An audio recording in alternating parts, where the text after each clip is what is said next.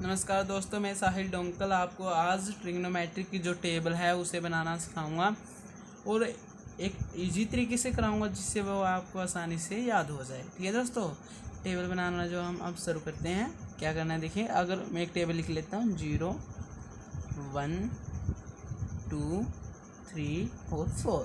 ठीक है दोस्तों, और मैं इसे 4 से डिवाइड कर देता हूँ क्योंकि 4 तक गई ना हमारी टेबल।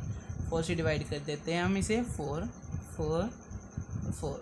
ठीक है दोस्तों, अगर मैं इसका एक अंडर रूट भी कर देता हूँ, अंडर रूट भी कर दिया मैंने इसका एक।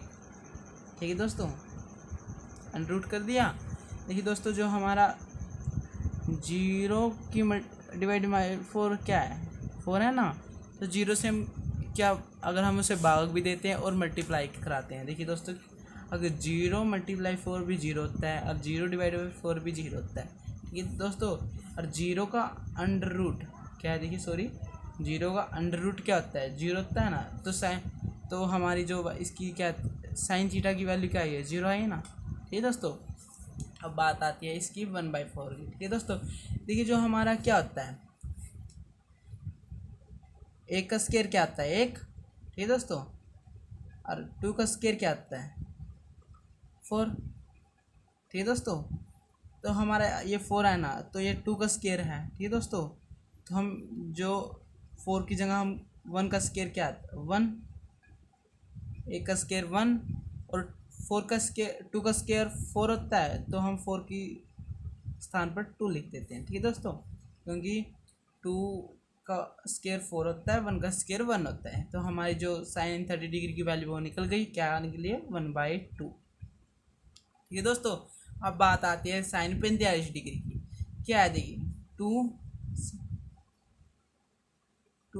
4 है ना। ठीक है दोस्तों, क्या है ये है।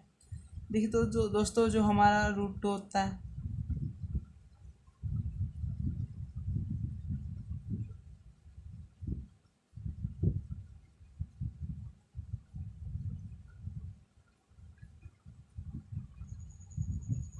देखिए दोस्तों क्या था हमारा, ये था ना।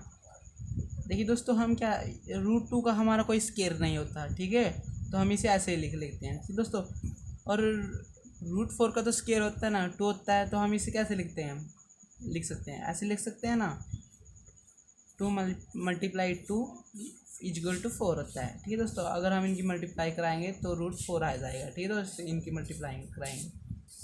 देखिए दोस्तों, रूट 2 से रूट 2 कैंसिल हो गया, यहाँ बच गया 1/√2। ठीक है दोस्तों, इसे हम लिख लेते हैं 1/√2। ठीक है दोस्तों, अब बात आती है इसकी। ठीक है दोस्तों, क्या है 3/4। ठीक है दोस्तों, देखिए दोस्तों, जो हमारा 3 होता है उसका कोई स्केयर नहीं होता, सीधा 2 का स्केयर होता है 4। ठीक है दोस्तों, हम इसे इसे अंडर रूट ही लिख लेते हैं। 4 का स्केयर तो 2 होता है, तो हम इसे 2 लिख देते हैं। अब हम जो हमारी साइन 60 डिग्री की वैल्यू निकली है, क्या निकली है देखिए, √3/2। ठीक है दोस्तों, अब बात आती है इसकी साइन 90 डिग्री की। क्या है 4 है, देखिए 4 से 4 कैंसिल हो गया 1, और 1 का स्क्वायर क्या होता है 1 होता है, तो हमने इसे लिख लिया 1। ठीक है दोस्तों, अब बात आती है कोस थीटा की। क्या है कोस थीटा, अगर हम इसका उल्टा कर दे तो क्या होगा, देखिए 1 इस साइड आ जाएगा और √3/2 हो जाएगा। देखिए क्या करना है, हमें इसका उल्टा किया है, सिर्फ 1 इस साइड आ गया, √3/2 हो गया, 1√2 एज इट इज़, ये इस साइड आ गया 1 2 0 है ऐसे। ठीक दोस्तों, अब बात आती है tan थीटा की। हम जानते हैं कि tan थीटा क्या किसके इक्वल में होता है, tan थीटा हमारा होता है साइन थीटा अपॉन में कोस थीटा। ठीक है दोस्तों, ये हमारा फॉर्मूला होता है। देखिए दोस्तों, tan 0 डिग्री क्या होगा, tan 0 डिग्री, साइन 0 डिग्री की क्या वैल्यू है 0 है, और कोस 0 की क्या है 0/1 0। ठीक है दोस्तों, साइन 30 डिग्री की। अब साइन 30 डिग्री की बात आती है। देखिए दोस्तों, tan 30 डिग्री, साइन 30 डिग्री क्या वैल्यू 1/2, और कोस 30 डिग्री की √3/2। 2 से 2 कैंसिल हो गया, 1/√3 बच गया हमारा। तो ये हमारी tan 30 डिग्री वैल्यू आ गई 1/√3। अब बात आती है tan 45 डिग्री की, tan 45 डिग्री की। ठीक है दोस्तों, देखिए sin 45 डिग्री हमारा क्या है, sin 45 डिग्री 1/√2 है, 1/√2। और cos 45 डिग्री क्या है, 1/√2। इससे ये कैंसिल हो गया, क्या बच गया 1। तो tan 45 डिग्री की वैल्यू हमारी 1 आई है, 1। ठीक है दोस्तों, अब बात आती है tan 60 डिग्री। tan 60 डिग्री क्या है हमारा, देखिए tan 60 डिग्री sin 60 डिग्री पर क्या वैल्यू है, sin 60 डिग्री की √3/2 है, 3/2 डिवाइड बाई, और cos 60 डिग्री क्या वैल्यू 1/√2 है। ठीक है दोस्तों, 2 से 2 कैंसिल हो गया, यहाँ हमारी वैल्यू आ गई √3। ठीक है दोस्तों, तो हम इसलिए लेते हैं √3। ठीक है दोस्तों, अब बात आती है tan 90 डिग्री की। tan 90 डिग्री हमारा होता है, देखिए दोस्तों sin 90 डिग्री की कौन सी वैल्यू 1 है, और cos 90 डिग्री 0, 1/0। तो क्या हो जाएगा 0, तो इसे हम लिखेंगे नॉट डिफाइन, जिसे हम इन्फिनिटी लिखते हैं। ठीक है दोस्तों, हमारी tan थीटा की वैल्यू निकल गई। ठीक है दोस्तों, अब ज़्यादा कुछ नहीं करना है, हम जानते हैं साइन का उल्टा क्या होता है, कोसिकेंट होता है। तो साइन 0 है तो 0।